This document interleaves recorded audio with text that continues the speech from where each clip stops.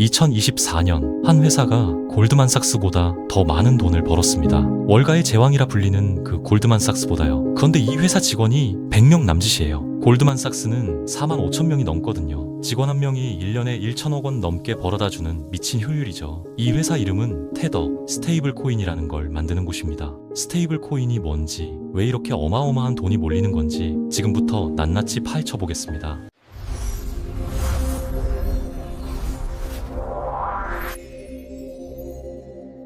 여러분이 만약 해외여행을 간다고 생각해보세요. 어떤 나라를 가든 달러만 있으면 대충 통하잖아요. 미국이 세계 경제를 쥐고 있으니까 달러가 곧 세계 공용어 같은 거예요. 유럽 가도 동남아 가도 남미 가도 달러를 안 받는 곳이 거의 없어요. 그런데 문제가 있어요. 모든 사람이 달러를 쉽게 구할 수 있는 건 아니거든요. 우리나라는 삼성이나 현대, SK 하이닉스 같은 회사들이 반도체랑 자동차를 수출해서 달러를 꾸준히 벌어오니까 괜찮은데 그렇지 못한 나라들은 상황이 완전히 달라요. 나이지리아를 한번 볼게요. 아프리카에서 가장 인구가 많은 나라인데 이 나라 화폐인 나이라 가치가 2년 만에 반토막이 났어요. 2023년에 1달러가 460이라였는데 2025년에는 1500 나이라가 넘어요. 월급은 그대로인데 달러로 환산하면 소득이 3분의 1로 줄어든 거죠. 나이지리아 사람들이 뭘 했을까요? 은행에서 달러를 사려고 해도 정부가 외환 통제를 하니까 구하기가 하늘의 별 따기예요. 나이지리아 중앙은행이 달러 유출을 막으려고 환전 한도를 걸어버렸거든요. 그렇다고 암시장에서 사자니 프리미엄이 30%씩 붙어서 더 비싸요. 그래서 이 사람들이 눈을 돌린 게 바로 스테이블 코인이에요. 핸드폰만 있으면 전 세계 어디서든 5분 만에 살 수 있고 1코인이 정확히 1달러 가치를 유지하거든요. 정부 허가도 필요 없고 은행 계좌가 없어도 되고 신분증 검사도 거의 없어요. 사실상 주머니에 디지털 달러를 넣고 다니는 거나 마찬가지죠. 나이지리아는 지금 세계에서 스테이블 코인 사용량이 가장 빠르게 늘어나는 나라 중 하나예요. 레바논은 더 극단적인 사례예요. 2019년에 경제 위기가 터지면서 은행들이 예금 인출을 막아버렸어요. 내 돈인데 못 찾는 거예요. 달러 예금이 있어도 소용없었어요. 은행이 문을 닫아버리니까요. 그런데 스테이블 코인으로 재산을 옮겨둔 사람들은 피해를 면했어요. 블록체인 위에 있는 돈은 은행이 막을 수가 없거든요. 인터넷만 되면 언제든 꺼내 쓸 수 있어요. 레바논 파운드 가치는 90% 넘게 폭락했는데 스테이블 코인을 갖고 있던 사람들은 재산을 지켰어요. 은행을 못 믿게 된 사람들에게 스테이블 코인은 탈출구가 된 겁니다. 이런 나라들에서 스테이블 코인은 투기 수단이 아니에요. 진짜 생존을 위한 돈이에요. 월급을 받으면 바로 스테이블 코인으로 바꾸고 마트에서 물건 살 때도 스테이블 코인으로 결제하는 사람들이 늘어나고 있어요. 그런데 스테이블 코인이 이런 위기 상황에서만 쓰이는 건 아닙니다. 코인 트레이딩을 좀 해보신 분들은 아실 텐데 해외 거래소에서 코인을 사고 팔려면 스테이블 코인이 필수예요. 바이낸스나 OKX, 바이비트 같은 대형 거래소들은 원화를 직접 안 받거든요. 달러도 안 받아요. 스테이블 코인으로만 거래가 되는 구조예요. 우리나라 업비트나 빗썸은 원화로 바로 코인을 살 수 있잖아요. 그런데 해외 거래소들은 왜 이렇게 복잡하게 만들었을까요? 전 세계 200개 나라 사람들이 동시에 쓰려면 특정 국가 화폐에 묶이면 안 되니까요. 미국 사람은 달러로, 한국 사람은 원화로, 일본 사람은 엔화로 받으면 거래소 입장에서 환전 비용이 어마어마해지거든요. 그래서 달러 가치를 그대로 따라가는 스테이블 코인을 만들어서 글로벌 거래 수단으로 쓰는 겁니다. 전문 트레이더들 입장에서는 스테이블 코인이 없으면 일을 못해요. 이 사람들은 하루에 수백 번, 수천 번씩 매매를 돌리거든요. 컴퓨터 프로그램이 자동으로 가격 변동을 감지해서 0.1% 차익이라 생기면 바로 체결시키는 방식이에요. 알고리즘 트레이딩이라고 하죠. 사람이 직접 클릭해서 매매하면 너무 느리니까 프로그램이 밀리초 단위로 주문을 넣는 거예요. 이렇게 번 돈을 비트코인으로 들고 있으면 위험해요. 비트코인이 하루에 10%씩 출렁이는 날도 있으니까요. 열심히 매매해서 1억 원을 벌었는데 비트코인으로 들고 있다가 가격이 20% 떨어지면 8천만 원이 되는 거잖아요. 수익이 날아가는 거죠. 그래서 수익이 나면 바로 스테이블 코인으로 바꿔서 가치를 고정시켜 놓는 겁니다. 스테이블 코인은 내일도 1달러, 다음 주에도 1달러, 한 달 뒤에도 1달러니까요. 우리나라에서는 이런 전문 매매가 점점 어려워지고 있어요. 2024년 7월부터 가상자산 이용자 보호법이 시행됐거든요. 이 법 때문에 시장 조성자라고 불리는 전문 매매 업체들이 국내 거래소에서 활동을 못하게 됐어요. 시장 조성자가 뭐냐면 거래소에서 계속 사고 팔면서 거래가 활발하게 돌아가게 만드는 업체들이에요. 그런데 이게 가격 조작이랑 구분이 안 된다는 이유로 규제가 들어온 거죠. 그래서 전문 트레이더들이 다 바이낸스나 OKX 같은 해외 거래소로 빠져나갔어요. 해외 거래소에서는 하루에 수조 원어치가 거래되거든요. 규모가 크니까 전문 매매를 하기에 훨씬 좋은 환경인 거예요. 스테이블 코인은 어떻게 일달뒤 가치를 유지할 수 있는 걸까요? 원리를 알면 어떤 스테이블 코인이 안전하고 어떤 게 위험한지 구분할 수 있어요. 크게 세 가지 방식이 있어요. 가장 대표적인 건 법정화폐 담보형이에요. 테더의 USDT가 이 방식인데 원리가 간단해요. 누군가 100달러를 주고 USDT 100개를 사면 테더 회사는 그 100달러를 금고에 보관해요. 정확히 말하면 미국 국채 같은 안전자산으로 바꿔서 보관하죠. 나중에 USDT를 달러로 바꿔달라고 하면 금고에서 꺼내서 주면 되는 거예요. 금고에 실제 돈이 있으니까 믿을 수 있는 구조예요. 서클의 USDC도 같은 방식이에요. 이게 가장 안전하다고 평가받는 이유가 바로 이겁니다. 다음은 암호화폐 담보형이에요. 금고에 달러 대신 이더리움 같은 다른 코인을 넣어두는 방식이에요. 대표적인 게 DAI라는 스테이블 코인인데 이더리움을 담보로 잡고 스테이블 코인을 발행하는 거예요. 특징은 특정 회사가 운영하는 게 아니라 스마트 컨트랙트라는 프로그램이 자동으로 돌아간다는 거예요. 회사가 망할 걱정은 없는 대신 담보로 잡은 코인 가격이 폭락하면 문제가 생길 수 있어요. 예를 들어 이더리움 가격이 반토막 나면 담보 가치도 반토막 나니까 스테이블 코인 가치를 유지하기 어려워지는 거죠. 그래서 보통 150%, 200% 이렇게 초과 담보를 잡아요. 안전장치를 두는 거예요. 마지막은 알고리즘형인데 이건 금고에 아무것도 안 넣고 프로그램이 수요와 공급을 자동으로 조절해서 가격을 맞추는 방식이에요. 가격이 1달러보다 높아지면 코인을 더 찍어서 공급을 늘리고 1달러보다 낮아지면 코인을 태워서 공급을 줄이는 거예요. 중앙은행이 금리로 물가를 조절하는 것처럼 프로그램이 자동으로 하는 거죠. 이론적으로는 그럴듯해 보이는데 현실에서는 큰 문제가 생겼어요. 알고리즘형이 왜 위험한지는 2022년 테라 사태가 완벽하게 증명했죠. 한국인이 만든 스테이블 코인 테라 USD가 있었어요. 우리나라에서 특히 인기가 많았죠. 그런데 2022년 5월에 테라 USD 가격이 1달러에서 벗어나기 시작했어요. 알고리즘이 가격을 다시 1달러로 맞추려고 루나 코인을 발행했는데 이게 악순환을 일으켰어요. 루나가 많이 찍히니까 루나 가격이 떨어지고 루나 가격이 떨어지니까 테라 USD 신뢰도 떨어지고 신뢰가 떨어지니까 사람들이 더 팔고 이게 이틀 만에 걷잡을 수 없이 커졌어요. 테라 USD는 하룻밤 사이에 휴지 조각이 됐고 루나는 99.9% 폭락했어요. 60조 원이 증발했습니다. 국내 피해자만 수십만 명이었어요. 전 재산을 날린 사람들도 있었고 극단적인 선택을 한 분들도 있었어요. 이 사건 이후로 알고리즘형에 대한 신뢰는 완전히 무너졌고 지금은 담보형이 시장을 완전히 장악하고 있습니다.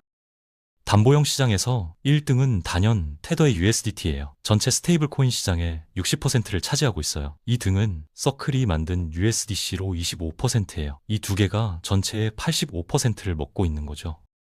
나머지 15%를 수십 개의 스테이블 코인이 나눠 갖고 있어요. 2025년에는 빅테크들도 이 시장에 뛰어들었어요. 페이팔이 PYUSD를 내놨고 트럼프 대통령 일가가 연관된 월드 리버티 파이낸셜이라는 회사에서 USD1을 발행했어요. 심지어 은행들도 자체 스테이블 코인 발행을 검토하고 있어요. 이 시장이 얼마나 뜨거운지 보여주는 사례들이죠. 테더 회사 금고가 얼마나 클까요? 상상을 초월해요. 미국 국채를 캐나다, 독일, 한국, 멕시코, 노르웨이보다 더 많이 갖고 있어요. 전 세계에서 7번째로 미국 국채를 많이 보유한 주체가 테더예요. 민간 기업이 웬만한 국가보다 미국 채권을 더 많이 들고 있는 거죠. 2024년 말 기준으로 테더가 보유한 미국 국채가 1130억 달러, 우리 돈으로 160조 원이 넘어요. 예전에는 테더가 진짜 이만큼 돈이 있는지 의심을 많이 받았어요. 회계 감사도 제대로 안 받고 불투명하게 운영한다는 비판이 있었거든요. 그런데 요즘은 3개월마다 회계 법인 검증을 받고 보고서를 공개하면서 투명성이 많이 좋아졌다는 평가를 받고 있어요. 테더가 이렇게 돈을 버는 원리가 뭘까요? 은행 비즈니스 모델이랑 똑같아요. 우리가 은행에 예금하면 은행이 그 돈으로 대출해주고 이자를 받잖아요. 우리한테는 이자를 조금 주고 대출 이자는 더 많이 받아서 그 차이로 돈을 버는 거죠.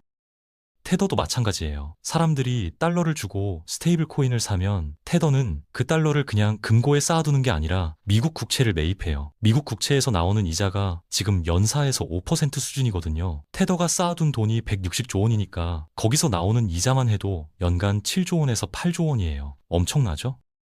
그런데 은행이랑 결정적으로 다른 점이 하나 있어요. 은행은 예금자한테 이자를 주잖아요. 테더는 안 줘요. 스테이블 코인 보유자한테 이자를 한 푼도 안 줍니다. 국채에서 나오는 이자를 100% 독식하는 구조예요. 은행은 예금 이자 주고 직원 월급 주고 지점 운영비 내고 대출 부실 때문에 손해도 보고 그래야 하잖아요. 테더는 그런 게 없어요. 직원 100명 남짓이 컴퓨터 앞에서 시스템만 돌리면 되거든요. 2024년 순이익이 130억 달, 우리 돈으로 19조 원이에요. 직원 100명 남짓이 올린 실적이에요. 1인당 연간 1,300억 원을 벌어다 준 거죠. 이 중에서 70억 달러가 국채 이자 수익이고 나머지 60억 달러는 비트코인이랑 금 가격 상승으로 얻은 투자 이익이에요. 테더는 준비금 일부를 비트코인과 금으로도 갖고 있거든요.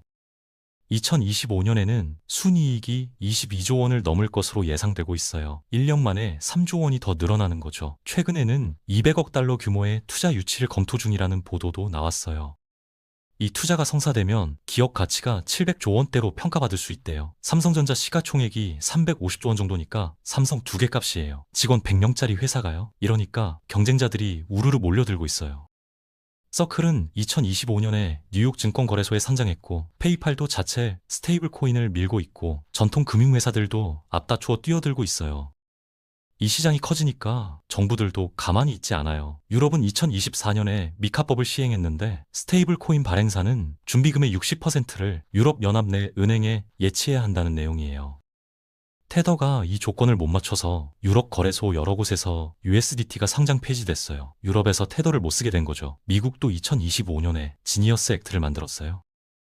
허가받은 기관만 스테이블 코인을 발행할 수 있고 발행량의 100%만큼 담보를 갖고 있어야 하고 정기적으로 감사를 받아야 해요. 규제가 들어온다는 건 그만큼 이 시장이 무시 못할 규모가 됐다는 뜻이에요. 정부가 신경 쓸 가치도 없는 작은 시장이었으면 굳이 법을 만들 이유가 없잖아요. 정부가 직접 만드는 스테이블 코인도 있어요. 중앙은행 디지털 화폐라고 하는데 영어로 CBDC라고 해요. 쉽게 말하면 정부가 직접 찍어내는 디지털 돈이에요. 민간 기업이 아니라 중앙은행이 발행하는 거라 신뢰도가 높죠. 중국이 디지털 위안화를 가장 적극적으로 밀고 있어요. 이미 여러 도시에서 시범 운영 중이고 복권 당첨금을 디지털 위안화로 지급하기도 했어요. 그런데 재미있는 건 중국인들이 잘 안 쓴다는 거예요. 위챗페이랑 알리페이가 워낙 편하니까 굳이 바꿀 이유가 없는 거예요. 이미 있는 거 쓰면 되는데 왜 새로운 걸 배워야 하나 싶은 거죠. 우리나라도 한국은행이 디지털 원화를 연구 중이에요. 2025년 현재 시범 사업 단계에 있는데 아직 일반인이 쓸 수 있는 단계는 아니에요. CBDC의 장점은 정부가 보증하니까 테더 같은 민간 기업이 망할 걱정을 안 해도 된다는 거예요. 대한민국 정부가 망하지 않는 한 안전하니까요. 그런데 단점도 있어요. 내 모든 거래 내역을 정부가 들여다볼 수 있다는 거예요. 내가 언제 어디서 뭘 샀는지 정부가 다 알 수 있으니까요. 프라이버시 문제 때문에 반대하는 사람들도 꽤 있어요. 그래서 CBDC 도입에 대해서는 찬반이 갈리고 있습니다. 스테이블 코인이 앞으로 어디에 쓰일까요? 해외 송금 시장이 가장 주목받고 있어요. 은행으로 해외에 돈 보내면 수수료가 몇만 원이고 3일에서 5일 걸려요. 중간에 여러 은행을 거치면서 수수료가 붙고 시간도 오래 걸리는 거죠. 그런데 스테이블 코인으로 보내면 수수료 몇백 원에 5분이면 도착해요. 블록체인 위에서 직접 보내니까 중간 단계가 없거든요. 동남아에서 일하는 외국인 노동자들이 본국에 돈 보낼 때 이미 많이 쓰고 있어요. 필리핀, 베트남, 인도네시아 같은 나라로 송금할 때 스테이블 코인이 은행보다 훨씬 싸고 빠르거든요. 기업들도 해외 거래처에 결제할 때 스테이블 코인을 쓰기 시작했어요. 디파이라고 불리는 탈중앙화 금융 서비스에서도 스테이블 코인이 핵심이에요. 디파이가 뭐냐면 은행 없이 스마트 컨트랙트라는 프로그램으로 예금이나 대출을 할 수 있는 시스템이에요. 여기서 스테이블 코인이 기축통화 역할을 하거든요. 비트코인은 가격이 하루에도 10%씩 출렁거려서 금융 서비스에 쓰기 어려워요. 대출 받았는데 담보로 잡은 비트코인이 폭락하면 난리가 나잖아요. 스테이블 코인은 가격이 고정돼 있으니까 예금, 대출, 이자 계산 같은 금융 서비스에 딱이에요. 스테이블 코인을 맡겨두면 이자를 주는 서비스도 있는데 은행 예금보다 이자가 높은 경우도 있어요. 물론 위험도 있으니까 조심해야 하지만요. 5년 전에 이 시장이 7조 원이었어요. 지금은 450조 원이에요. 60배가 넘게 커졌습니다. 1년 전만 해도 300조 원이었는데 1년 만에 150조 원이 늘었어요. 테더 같은 회사들이 돈을 쓸어 담고 빅테크들이 뛰어들고 정부들이 규제를 만들기 시작한 건 이게 진짜 돈이 되기 때문이에요. 스테이블 코인을 쓰실 생각이라면 담보형을 고르세요. USDT나 USDC처럼 금고에 실제 자산이 있는 것들이요. 회계감사 보고서를 공개하는지 담보 자산이 뭔지 확인하는 게 좋아요. 알고리즘형은 테라 사태가 증명했듯이 언제든 무너질 수 있으니까 조심해야 해요. 금고에 아무것도 없이 프로그램만으로 가격을 유지한다는 건 결국 신뢰에 의존하는 건데, 그 신뢰가 무너지면 순식간에 휴지 조각이 되거든요. 직원 100명짜리 회사가 19조 원을 벌고 시장은 450조 원을 넘어서 섰습니다. 코인 투자를 하든 안 하든 스테이블 코인은 이미 글로벌 금융 시스템의 한복판에 자리 잡았어요. 해외 송금, 디파이, 암호화폐 거래, 신흥국 재산 보호까지 쓰이는 곳은 계속 늘어나고 있고 앞으로 더 커질 거예요. 오늘 영상이 도움이 되셨다면 좋아요와 구독 부탁드리고요. 궁금한 점 있으시면 댓글로 남겨주세요.